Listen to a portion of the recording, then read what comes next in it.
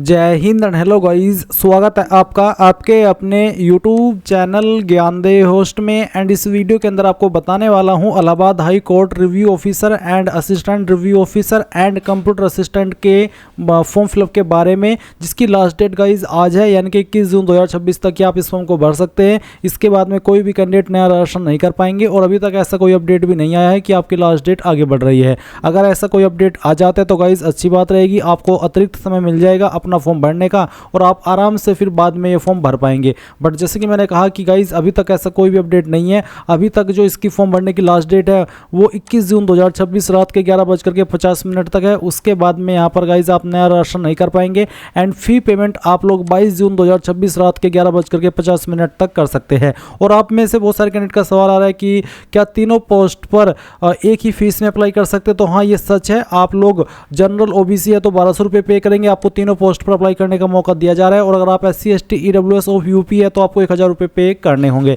यानी कि पर पोस्ट अलग से फीस पे नहीं करनी है। अब ये चीज़ें आपको समझ में आ गई है। अब अगर आप इसमें एलिजिबल है और अभी तक ये फॉर्म नहीं भर सके तो गाइस जितना जल्दी हो सके फॉर्म को अप्लाई कर लीजिए, क्योंकि मैं आपको यहाँ पर बता चुका हूँ कि आप लोग 21 जून 2026 रात 11:50 तक इस फॉर्म को भर सकते हैं। अप्लाई करने के लिए डिग्री की योग्यता मांगी है और साथ में या तो आपके पास डिग्री हो या डिप्लोमा हो कंप्यूटर साइंस के अंदर, वो नहीं है तो O लेवल का सर्टिफिकेट हो, वो भी नहीं है तो CCC का सर्टिफिकेट हो, और साथ ही आपकी इंग्लिश कंप्यूटर टाइपिंग हो जिसकी स्पीड 25 वर्ड पर मिनट होनी चाहिए। एज लिमिट आप यहाँ पर देख सकते हैं। तो ये सभी इन्फॉर्मेशन जानने के बाद अगर आप एलिजिबल और अभी तक नहीं भरे हैं तो गाइज अभी भर लीजिए। इंपॉर्टेंट लिंक के सेक्शन में आइए और अप्लाई ऑनलाइन लिंक ओपन कीजिए। अब आपके सामने यहाँ पर ये वाला इंटरफेस आ जाएगा जहाँ से आपको अप्लाई करना है। यहाँ पर आ जाने के बाद में गाइज सबसे पहले आपको न्यू रजिस्ट्रेशन इसके ऊपर क्लिक करना है एंड देन इस तरह के इंस्ट्रक्शंस आएंगे। आप सभी इन्फॉर्मेशन चेक करते हुए नीचे की तरफ आएंगे और यहाँ पर टिक कर देंगे। फिर आपको क्लिक टू प्रोसीड इसके ऊपर क्लिक करना है। अब आप यहाँ पर आपकी इन्फॉर्मेशन फिल करेंगे। तो सबसे पहले आपको आपका नाम एंटर करना है। ये जो नाम आप यहाँ पर भर रहे हैं ये आपको इंग्लिश के कैपिटल लेटर में 10th के सर्टिफिकेट के अकॉर्डिंग फिल करना है। उसके बाद जो भी आपका फादर नेम है वो आप यहाँ पर एंटर कर देंगे एंड आपकी जो माता जी का नाम है वो आपको यहाँ पर डाल देना है। डेट ऑफ बर्थ आपकी क्या है वो आपको सिलेक्ट करनी है, पहले डे फिर मंथ और उसके बाद में जो भी ईयर है वो आप सिलेक्ट कर लेना। फिर अपना जेंडर सेलेक्ट करेंगे। इसके बाद जो इन्फॉर्मेशन अभी आपने भरी वो आपको अगेन यहाँ पर फिल करनी है इसको वेरीफाई करने के लिए। तो आप यहाँ पर अपना नाम फिर से डालेंगे, आपके फादर का नाम आप यहाँ पर फिर से डाल देंगे। उसके बाद में आपको यहाँ पर आपकी माता जी का नाम भी फिर से डाल देना है एंड देन यहाँ पर जो आपकी डेट ऑफ बर्थ है वो आपको अगेन सिलेक्ट कर लेनी है जैसे कि अभी आपने ऊपर सिलेक्ट की है। इसके बाद आप आपका जेंडर भी सिलेक्ट कर लेंगे। अब आती है कॉन्टैक्ट डिटेल। यहाँ पर आपको बेसिकली आपका जो प्रेजेंट एड्रेस है वो फिल करना है। तो आप यहाँ पर एड्रेस फर्स्ट 2 के अंदर जो भी एड्रेस है आपका वो डाल देना, इन दोनों लाइन के अंदर एडजस्ट कर देना। नज़दीकी पुलिस स्टेशन का नाम लिख देना। आपकी कंट्री आपको यहाँ पर सेलेक्ट कर लेनी है, बेसिकली इंडिया रहेगी। फिर आपको आपकी स्टेट सेलेक्ट कर लेनी है। उसके बाद में आपका डिस्ट्रिक्ट कौन सा है वो सिलेक्ट कर लेंगे और अपना पिन कोड भी आपको यहाँ पर डाल देना है। नीचे आती है इलेक्ट्रॉनिक कम्युनिकेशन डिटेल, जिसमें कि बेसिकली आपको आपकी ईमेल आईडी और नंबर देना है। तो जो आपकी एक्टिव ईमेल आईडी है वो आप यहाँ पर लिखेंगे। कंफर्म ईमेल एड्रेस के अंदर उसको दोबारा डाल करके वेरीफाई करेंगे। अपना मोबाइल नंबर डालेंगे, फिर कंफर्म मोबाइल नंबर के अंदर दोबारा उस एड्रेस को डाल करके वेरीफाई कर देंगे। अब आता है आपका नीचे परमानेंट एड्रेस और एक लाइन है सेम एज प्रेजेंट एड्रेस। जो एड्रेस आपने यहाँ पर भरा है इसमें इस वाले सेक्शन में, अगर ये एड्रेस और ये एड्रेस आपका सेम ही है प्रेजेंट और परमानेंट, तो आप इस बॉक्स को टिक कर देंगे। एंड अगर आपका प्रेजेंट एड्रेस अलग है और परमानेंट एड्रेस अलग, तो गाइज आप यहाँ पर इसको अनटिक करके अलग से अपना परमानेंट एड्रेस फिल कर देंगे। फिर गाइज आपको यहाँ पर एक पासवर्ड चूज करना है अपनी मर्जी के अकॉर्डिंग, जिसकी लेंथ 8 से 13 कैरेक्टर के बीच में होनी चाहिए। पासवर्ड आपका किस तरह का हो उसका डेमो आप यहाँ पर देख लीजिए। कुछ इस तरह का पासवर्ड आपको यहाँ पर बनाना है। उस पासवर्ड को दोबारा डाल करके वेरीफाई करना है। एक सिक्योरिटी क्वेश्चन सेलेक्ट कर लेना है। जो भी सिक्योरिटी क्वेश्चन आप सिलेक्ट करें उसका आंसर आपको अपनी मर्जी के अकॉर्डिंग यहाँ पर रख लेना है। ये आपको तब काम आता है जब आप पासवर्ड रिसेट करते हैं। उस वक्त आपको इस सिक्योरिटी क्वेश्चन का यही वाला आंसर देना होता है जो कि अभी आप अपनी मर्जी से बना रहे हैं। अब आप ये कैप्चा कोड डालेंगे, सभी जानकारी चेक करते हुए सबमिट के ऊपर क्लिक करेंगे। अब गाइज आपने जो भी इंफॉर्मेशन भरी है वो आपके सामने यहाँ पर आएगी रिव्यू पेज के रूप में। आप यहाँ पर रिव्यू पेज को क्लोज करके ऊपर की तरफ अपनी इंफॉर्मेशन देखेंगे पर्सनल वाली, और फिर यहाँ पर आई have verified all personal detail submitted इसके ऊपर टिक करेंगे। नीचे फिर कॉन्टैक्ट की इंफॉर्मेशन है, परमानेंट एड्रेस की है, साथ ही लाइन है कि I have verified electronics communication present and permanent address detail submitted, इसके ऊपर टिक कर देंगे। इनके ऊपर टिक करने का मतलब यही है कि आपने इन इंफॉर्मेशन को डबल चेक कर लिया है। अब आप यहाँ पर आई एग्री इसके ऊपर क्लिक करके submit and send OTP to verify mobile number इसके ऊपर क्लिक करके यहाँ से यस कर देंगे। नाउ गाइज आपके नंबर के ऊपर एक OTP सेंड किया गया है, हुआ OTP आप यहाँ पर डालिए और सबमिट रजिस्ट्रेशन फॉर्म इसके ऊपर क्लिक कीजिए। अब आपके सामने यहाँ पर इस तरह का डैशबोर्ड आएगा। अभी आपको यहाँ पर फॉर्म फिल करने से पहले अपनी ईमेल आईडी भी वेरीफाई कर लेनी है, नहीं तो फिर बाद में बोला जाएगा कि ईमेल आईडी वेरीफाई कीजिए तभी जा करके फॉर्म फाइनल सबमिट होगा। तो आप पहले इसको वेरीफाई कर ले। इसके लिए आपको यहाँ पर वेरीफाई ईमेल आईडी इसके ऊपर क्लिक करना है एंड जो भी ये जो कैप्चा कोड आपके सामने आए वो आप यहाँ पर डालेंगे। सबमिट एंड गेट OTP इसके ऊपर क्लिक करेंगे और अभी आपको आपकी ईमेल चेक करनी है। जो भी ईमेल आप आपने भी यहाँ पर डाली है और आपने इसको जहाँ पर भी ओपन करके रखा है वो आप चेक कीजिए। मैं ये ईमेल आईडी चेक करता हूँ और इसमें मुझे OTP मिल चुका है। मैं यहाँ पर रियल टाइम में ही आपके सामने OTP फिल करके दिखाता हूँ और उसके बाद आप वेरीफाई के ऊपर क्लिक करेंगे। देख लीजिए ईमेल आईडी वेरीफाई हो चुकी है। अब आपको यहाँ पर फिलअप एप्लीकेशन फॉर्म इसके ऊपर क्लिक करना है। आपकी कॉन्टैक्ट डिटेल कंप्लीट है। अभी आप पर्सनल डिटेल इसके ऊपर क्लिक करेंगे। इसके बाद यहाँ पर आपको नेशनलिटी में इंडियन सेलेक्ट कर लेना है। उसके बाद नीचे की तरफ आपसे पूछा कि are you original resident domicile of state of UP, क्या आप यूपी के स्थायी निवासी है? अगर हाँ तो यस, अगर आप नहीं है तो आप नो करेंगे। और फिर आपकी जो कैटेगरी है वो अनरिजर्व्ड रहेगी, यानी कि यूपी के अलावा जो अन्य स्टेट के कैंडिडेट अप्लाई करेंगे इसमें उनको जनरल के अंदर काउंट किया जाएगा। एंड अगर आप यूपी से हैं तो फिर यूपी के अंदर जो भी आपकी रियल कास्ट कैटेगरी है वो आप सिलेक्ट कर सकते हैं। फिर जो भी कास्ट कैटेगरी आपकी है उसको सिलेक्ट करने के बाद दोबारा सिलेक्ट करेंगे और वेरीफाई कर देंगे। फिर पूछे कि आप फिजिकली हैंडीकैप है यूपी के, अगर हाँ तो आपको बताना है कि मेरी हैंडीकैप 40% या उससे ज़्यादा है, नहीं तो आप नो कर देंगे। उसके बाद पूछे कि आप स्पोर्ट्स पर्सन है यूपी के, अगर हाँ तो यस, नहीं तो आप नो कर देंगे। उसके बाद एक्स सर्विसमैन हो यूपी के, अगर हाँ तो यस, नहीं तो यहाँ पर भी नो करना है। डिपेंडेंट ऑफ फ्रीडम फाइटर हो यूपी के, अगर हाँ तो यस, नहीं तो नो करना है। मैरिटल स्टेटस आपका क्या है वो आपको बताना है, अनमैरिड या फिर मैरिड, जो भी है वो आप सिलेक्ट कर लेना। फिर पूछे कि आप डिसमिस किए गए यूनियन गवर्नमेंट या फिर स्टेट गवर्नमेंट के द्वारा या फिर लोकल अथॉरिटी के द्वारा या गवर्नमेंट कॉर्पोरेशन के द्वारा, अगर हाँ तो आपको यहाँ पर यस करना है, नहीं तो आप नो कर दीजिए। उसके बाद आप यहाँ पर जो कैप्चा कोड आपके सामने आएगा वो आपको यहाँ पर डाल देना है और सेव एंड नेक्स्ट के ऊपर क्लिक करके यहाँ से यस कर देना है। अब आती है आधार की डिटेल। तो बेसिकली आप यहाँ पर टिक करेंगे। अगर आपके पास आधार नहीं है तो गाइज आप नीचे एक ऑप्शन देखेंगे, यदि आपके पास आधार नहीं है तो अन्य पहचान विकल्प चुनने के लिए यहाँ क्लिक करें। आप इसके ऊपर क्लिक करके आपके PAN card, driving licence, passport उन ID का भी इस्तेमाल करके आगे बढ़ सकते हैं। एंड अगर आप आधार के माध्यम से आगे बढ़ना चाहते हैं तो आप यहाँ पर टिक करके अपना आधार नंबर डालेंगे, उसको दोबारा डाल करके वेरीफाई करेंगे, ये कैप्चा कोड फिल करेंगे और सबमिट कर देंगे। अब आपके नंबर के ऊपर एक OTP गया होगा। ये नंबर वो है जो कि आपका आधार के साथ में लिंक है। आप वो OTP यहाँ पर डालिए, ये कैप्चा कोड डालिए और सबमिट OTP के ऊपर क्लिक करके यहाँ से ओके कर दीजिए। इसके बाद यहाँ पर जो मेरे सामने एक एरर आ रहा है कि registered candidate name and date of birth should be match with Aadhaar name and date of birth, यानी कि जो आपने आपकी डेट ऑफ बर्थ इस फॉर्म के अंदर भरी है और जो आपका नाम भरा है वही नाम आपका आपके आधार के अंदर होना चाहिए। नहीं है तो उसको कर लीजिए, नहीं तो आपके सामने ये एरर आता रहेगा। और अगर अभी आपका जो नाम और डेट ऑफ बर्थ आधार के अंदर सेम नहीं है जो आपने इस फॉर्म के अंदर भरी है तो गाइज आप आधार के अलावा किसी अन्य ID से आगे बढ़ जाना। जैसे कि मैं यहाँ पर अगेन इसके ऊपर क्लिक करता हूँ, फिर यहाँ पर मैं क्लिक करके ऊपर क्लिक करता हूँ। अब मैं यहाँ पर इसमें से एक और ID है पैन कार्ड की, मैं इसको सेलेक्ट कर लेता हूँ और फिर यहाँ पर आपको आपका जो पैन कार्ड नंबर है वो डालना है, उसको दोबारा डाल करके वेरीफाई करना है, ये कैप्चा कोड फिल करना है और सबमिट एंड नेक्स्ट इसके ऊपर क्लिक करना है। इसके बाद आपके सामने अप्लाई फॉर का ऑप्शन आएगा। तो आपको यहाँ पर किस पोस्ट पर अप्लाई करना है, बेसिकली आप यहाँ पर इस पोस्ट को सिलेक्ट कर लेना। इस तरह से अप्लाई फॉर में आ रही है ऑटोमेटिकली।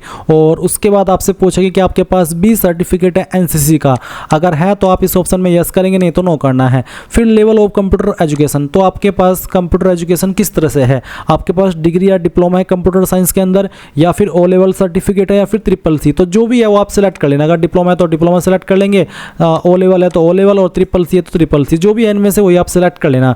फिर क्या आपके पास जो मिनिमम टाइपिंग स्पीड है 25 वर्ड पर मिनट इंग्लिश में कंप्यूटर के ऊपर वो है, आप इसमें यस कर दीजिए कि हाँ मेरे पास है, क्योंकि तभी आप फुल्ली एलिजिबल हो पाएंगे अप्लाई करने के लिए। फिर इसी प्रकार से पूछे कि आपको नॉलेज है data entry, word processing and computer operation की, अगर हाँ तो यस। और इसी प्रकार से अगला सवाल पूछे कि क्या आपके पास या फिर आपने टेरिटोरियल आर्मी यानी कि प्रादेशिक सेना के अंदर कम से कम 2 साल की सेवा की है, अगर हाँ तो यस, नहीं तो आप नो करेंगे। ये होना कंपलसरी नहीं है, अगर आपके पास है तो भी अच्छी बात है, नहीं है तो आप नो कर सकते हैं। इसके बाद ये जो कैप्चा कोड यहाँ पर आएगा वो आपको फिल करना है और उसके बाद सेव एंड नेक्स्ट के ऊपर क्लिक करके यहाँ से इस तरह से आगे बढ़ जाना है। अब आएगा आपके सामने 10वीं का इन्फॉर्मेशन। तो सबसे पहले आप पास सेलेक्ट कर लेंगे, स्टेटस में ईयर ऑफ पासिंग, किस साल के अंदर 10वीं पास कर ली थी। 10th और इक्विवेलेंट सेलेक्ट कर लेंगे कोर्स स्ट्रीम नेम के अंदर और उसके बाद में आपको यहाँ पर आपका बोर्ड सेलेक्ट कर लेना है। अगर आपका बोर्ड लिस्ट के अंदर नहीं आ रहा है तो गाइज आपको अदर का ऑप्शन जो यहाँ पर है any recognised board university open school, इसको सेलेक्ट करेंगे। बट अगर आपका बोर्ड यहाँ पर आपको इस लिस्ट के अंदर देखने को मिल रहा है जो कि आपको अच्छे से देख लेना है, तो आप यहाँ पर आपका बोर्ड सिलेक्ट कर लेंगे। मैं यहाँ पर अपना बोर्ड सिलेक्ट कर लेता हूँ, देखता हूँ इसमें उत्तर प्रदेश बोर्ड कहीं पर आता है या फिर नहीं आता है। तो यहाँ पर गाइज ये UP board of high school and intermediate education, ये यूपी बोर्ड है जो कि आपको सेलेक्ट करना होगा। अगर आप यूपी से आपके 10वीं किए हो, उसके बाद में रिजल्ट मोड बताना है, परसेंटेज है अदर, और अगर अदर है तो आप अदर सेलेक्ट करके, जैसे कि मैं यहाँ पर चलिए पहले अदर सेलेक्ट करके दिखाता हूँ। जैसे कि मैंने यहाँ पर अदर सेलेक्ट कर लिया है। तो अदर सेलेक्ट करने के बाद में यहाँ पर अगर आपके सामने इस तरह का ऑप्शन आ रहा है तो आपको यहाँ पर आपकी मैक्सिमम CGPA डालनी है, और जो CGPA आपको आई थी वो डाल देना और अपनी परसेंटेज भर देनी है। और अगर आपके नंबर CGPA के अंदर है तो आप यहाँ पर CGPA सेलेक्ट कर लेंगे, और जो आपको टोटल नंबर प्राप्त हुए थे वो टोटल नंबर आप यहाँ पर इस तरह से डाल देंगे। और टोटल नंबर, सॉरी माफ़ी चाहूँगा, टोटल नंबर आपको डालने हैं, और फिर उसके बाद में जो नंबर आपको प्राप्त हुए थे वो आपको डालने हैं ऑब्टेन्ड मार्क्स में। थोड़ा मुझे गलतफहमी हो गई थी, इसलिए उसके लिए माफ़ी चाहूँगा। आपको पहले टोटल नंबर डालने हैं और फिर जो नंबर आपको प्राप्त हुए थे वो डालने हैं। परसेंटेज आपकी ऑटोमेटिकली कैलकुलेट कर ली जाएगी। अब आपको आपके स्कूल कॉलेज का पूरा नाम और जो एड्रेस है वो यहाँ पर डाल देना है। मैं यहाँ पर सिर्फ आपको कॉलेज का नाम लिख करके दिखा रहा हूँ, आप आपके स्कूल कॉलेज का पूरा नाम और जो एड्रेस है वो यहाँ पर लिख देना इस सेक्शन के अंदर। इसके बाद 12वीं की इन्फॉर्मेशन सेम तरीके से भरनी है। उसका स्टेटस सेलेक्ट कर लेंगे, पासिंग ईयर सेलेक्ट कर लेंगे, कोर्स स्ट्रीम में बताएंगे कि आपने कॉमर्स से की है 12वीं या फिर आपने साइंस से की है, तो जिससे भी किया वो आप सिलेक्ट कर लेंगे। इसके बाद यहाँ पर पूछा है आपसे आपका बोर्ड, तो सेम वे में आपको यहाँ पर आपका जो भी बोर्ड है वो सिलेक्ट कर लेना है। फिर आपको यहाँ पर रिजल्ट मोड बताना है, फिर आपको सेम तरीके से आपके स्कूल कॉलेज का नाम एंटर करना है। एंड देन गाइज यहाँ पर आपको आपके नंबर बताने कि किसके अंदर है, परसेंटेज है अदर। अगर परसेंटेज तो सेम तरीके से पहले वो टोटल नंबर डालेंगे, जो नंबर आपको आए थे वो यहाँ पर डाल देंगे, परसेंटेज आ जाएगी। और उसके बाद आती है ग्रेजुएट क्वालिफिकेशन डिटेल, तो इसमें आपको पास सेलेक्ट कर लेना है। फिर ईयर ऑफ पासिंग, यानी कि किस साल के अंदर आपने इस क्वालिफिकेशन को पास कर लिया था वो आपको यहाँ पर सेलेक्ट कर लेना है इस तरह से। उसके बाद कोर्स स्ट्रीम नेम, इनमें से आपके पास कौन सी क्वालिफिकेशन है वो आपको यहाँ पर सेलेक्ट कर लेनी है। अगर आपकी क्वालिफिकेशन नेम नहीं आती है तो आप अदर के ऊपर क्लिक करके खुद से अपना कोर्स स्ट्रीम नेम भर सकते हैं।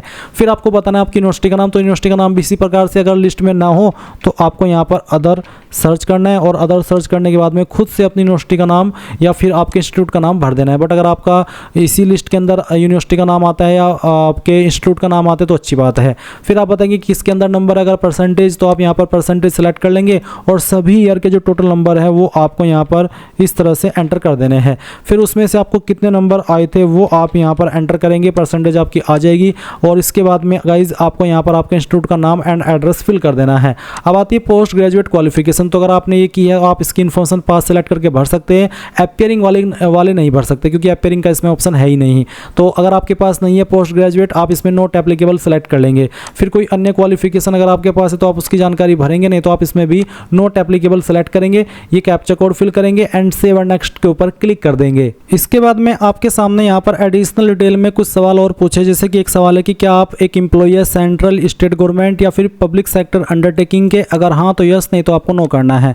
क्रिमिनल प्रोसीडिंग में पूछा कि क्या आप किसी कोर्ट के द्वारा दोषी ठहराए गए हो, किसी केस में बरी ठहराए गए हो, अगर हाँ तो यस, नहीं तो नो करना है। फिर क्या आपके ऊपर कोई FIR हुई है, अगर हाँ तो आपको यस करना है, कभी भी FIR हुई है तो यस, नहीं तो आपको नो कर देना है।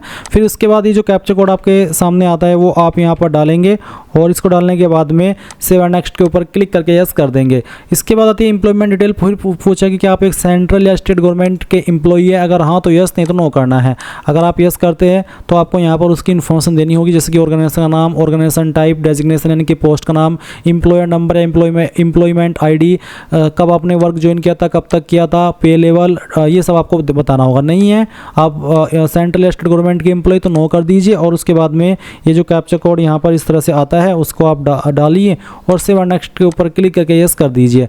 अब आपको एक लाइव फोटोग्राफ लेना है, तो आप यहाँ पर आपका कैमरा ऑन करके कैप्चर लाइव फोटोग्राफ इसके ऊपर क्लिक करेंगे, और उसके बाद अपलोड फोटोग्राफ के ऊपर क्लिक कर देंगे। नाउ आप यहाँ पर देखेंगे कि आपका फोटो जो आपने कैप्चर किया वो इस तरह से आ जाएगा। अब आपको सेव एंड नेक्स्ट इसके ऊपर क्लिक करके यहाँ से यस कर देना है। यस करने के बाद में आप यहाँ पर आपका photograph, left hand thumb impression, signature, category certificate और 10वीं का सर्टिफिकेट अपलोड करेंगे। कैटेगरी सर्टिफिकेट और 10th का सर्टिफिकेट का फॉर्मेट PDF का होना चाहिए। अब आप इसको PDF में कैसे बनाएंगे वो भी आप जान लीजिए। गूगल के अंदर आना और सर्च करना इमेज टू PDF, PDF। पहले वाली वेबसाइट ओपन कर लेना, सिलेक्ट JPG इमेज के ऊपर क्लिक करके जिस इमेज को भी आप PDF में बनाना चाहते हैं वो इमेज सेलेक्ट करना, कन्वर्ट टू PDF करना और एक सिंगल क्लिक के अंदर ये फाइल आपकी PDF में बन जाएगी और फिर वो आप उस एक सिंगल क्लिक के अंदर डाउनलोड भी कर लेंगे। और गाइज जो आप यहाँ पर फोटो अपलोड करेंगे वो फोटो आपका किस तरह का होना चाहिए उसका आप डेमो देख लीजिए। मैं आपको यहाँ पर लाइव डेमो दिखाता हूँ क्योंकि इस वाले ऑप्शन में बहुत सारे कैंडिडेट गलती करने वाले हैं, इसलिए आप यहाँ पर ये चीज़ पहले ही समझ लीजिए कि आपको फोटो के ऊपर आपका जो नाम है और जो डेट है वो लिखनी है, नहीं तो गाइज आपका जो फॉर्म है वो रिजेक्ट हो जाएगा। जी हाँ, आपने सही सुना। आप देख सकते हैं इस तरह का फोटो आपको यहाँ पर अपलोड करना है।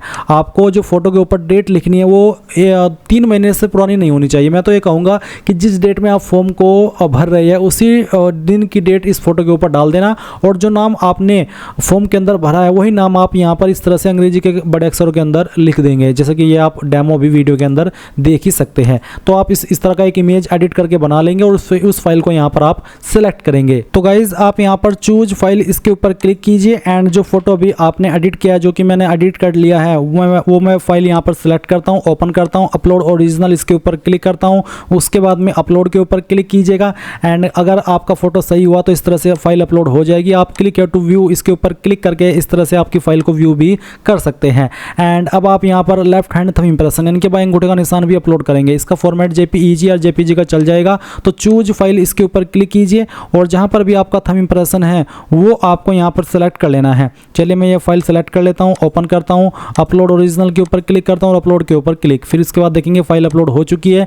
इसके बाद आपको यहाँ पर सिग्नेचर भी अपलोड कर देना। तो जहाँ पर सिग्नेचर की फाइल है सेलेक्ट कीजिए, ओपन कीजिए, अपलोड ओरिजिनल के ऊपर क्लिक कीजिए और अगर ये इसका स्पेसिफिकेशन बताएगा, स्पेसिफिकेशन के अंदर नहीं होगा तो फाइल आपकी यहाँ पर अपलोड नहीं हो पाएगी। इसलिए आपको जिस तरह की फाइल अपलोड करने को बोला है वो फाइल यहाँ पर अपलोड करनी है। मैं इस फाइल को अगेन सेलेक्ट करता हूँ, ओपन करता हूँ, इसके बाद अपलोड ओरिजिनल और आप देख सकते हैं कि ये फाइल यहाँ पर अपलोड हो चुकी है। जब मैंने इसको सही करके दोबारा से अपलोड किया, अब आपको कैटेगरी सर्टिफिकेट अपलोड करना है। तो चूज फाइल इसके ऊपर क्लिक कीजिए और जहाँ पर भी कैटेगरी सर्टिफिकेट है वो आपको यहाँ पर सिलेक्ट कर लेना है। जैसे कि मैंने कहा कि PDF के फॉर्मेट में ये होना चाहिए। तो फाइल आप यहाँ पर सेलेक्ट करेंगे, ओपन करेंगे, अपलोड के ऊपर क्लिक करेंगे, आपकी फाइल अपलोड हो जाएगी। उसके बाद यहाँ पर आपको 10th का सर्टिफिकेट अपलोड करना है सेम तरीके से। चलिए मैं ये फाइल अगेन यहाँ पर सेलेक्ट कर लेता हूँ और इसको सेलेक्ट करने के बाद में यहाँ पर ओपन करता हूँ, अपलोड के ऊपर क्लिक करता हूँ, ये फाइल भी आपकी अपलोड हो जाएगी। इसके बाद आपको ये जो कैप्चा कोड है वो यहाँ पर देखने को मिलेगा। आप ये कैप्चा कोड यहाँ पर डालेंगे और सेव और नेक्स्ट के ऊपर क्लिक करके यस कर देंगे।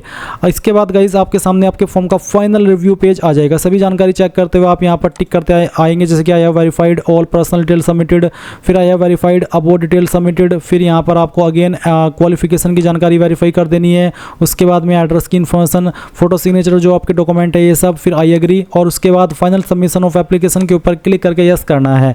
अब आपको यहाँ पर पे एग्जामिनेशन फीस के ऊपर क्लिक करना है, यहाँ से ऑनलाइन पेमेंट, फिर प्रोसीड फॉर पेमेंट एंड इसके बाद ओके। अब आपको यहाँ पर SBI MOPS को सिलेक्ट करके प्रोसीड फॉर पेमेंट करना है। नाउ गाइज आप आपकी फीस इनमें से जिस माध्यम का इस्तेमाल करके जमा करना चाहे कर सकते हैं, जैसे कि UPI जो भी माध्यम। जब आप यहाँ पर कोई भी माध्यम सेलेक्ट करके फीस पे कर देंगे तो गाइज आप अपने फॉर्म का फाइनल प्रिंट आउट ले पाएंगे एंड इस तरह से आप लोग Allahabad high court RO ARO online form 2026 भर सकते हैं। So thanks for watching. जय हिंद।